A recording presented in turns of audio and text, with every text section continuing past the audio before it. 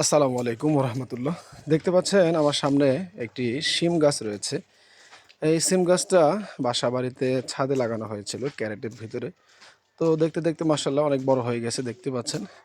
তো এই বড় গাছটাকে চিন্তা করলাম যে এটাকে আরও বড় সড়ো জায়গায় যদি লাগানো যায় তাহলে হয়তো বা আরও ভালো হবে।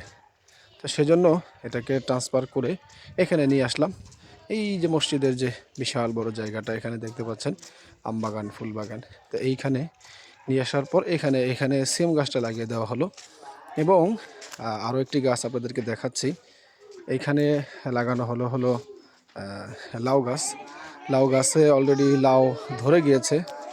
তো লাউ ধরে ধরে যাওয়ার পর এটাকে দেখেন যে মাশাল্লাহ ছোট্ট একটা লাউ। যদিও হয়তো বা লাউটা বাঁচবে না, কারণ গাছটাকে টানা হেঁচড়া করা হয়েছে। তো তারপরেও সুন্দরভাবে লাগানোর জন্য আমরা এখানে নিয়ে আসলাম, যাতে করে এখানে নিয়ে এসে জাংলা দেওয়া যায়। ওয়ালাইকুম আসসালাম, ভালো আছেন?